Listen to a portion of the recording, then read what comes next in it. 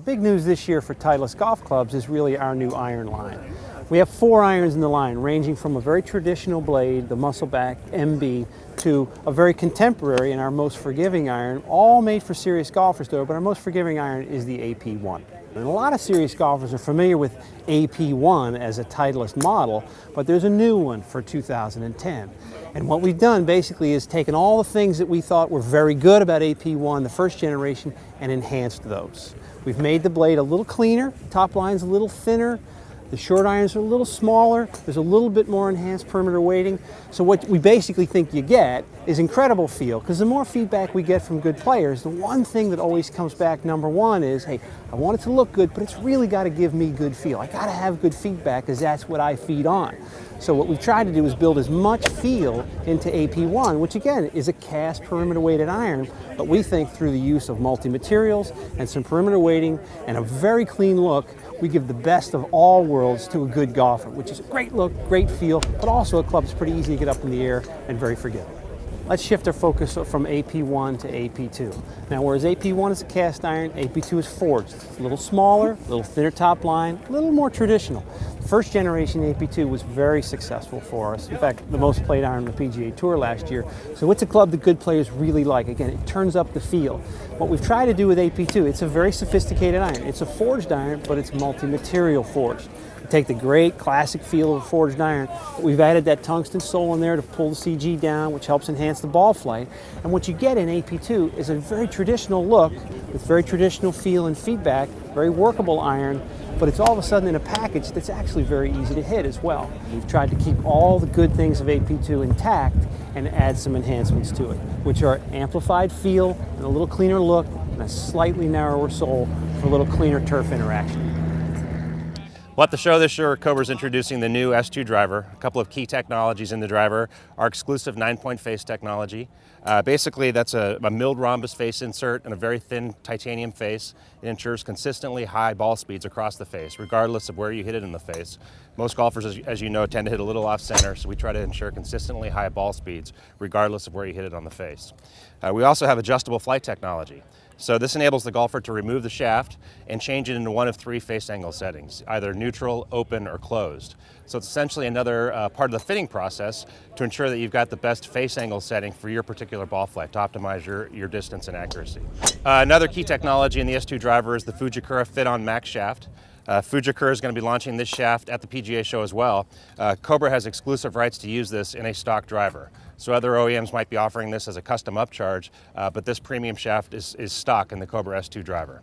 So between the Fujikura Fit-On Max shaft, the 9-point face technology, adjustable flight technology, we've put together an extremely high performance package that'll ensure long, consistent drives for all golfers. Also at the show this year, we're launching the new baffler hybrid. It was tough to improve upon the #1 selling hybrid in golf, but we've done it with the new baffler rail. So a couple of key changes to the baffler family. We have high-strength steel face insert throughout the entire baffler line, again, leveraging Cobra's exclusive 9-point face technology. So a thin face, redistributed weight further back and lower, and that's enabled us to strengthen the lofts a little bit. So now the baffler hits the ball farther than ever. We've also added more versatility to the baffler. The baffler has a new innovative railed sole, less contact area, which improves turf interaction through the turf. So now the baffler is great from all lies, not just the fairway, but also from the rough, from divots or whatever. Very versatile product. And we've also created a whole new family of products with the baffler fairway wood.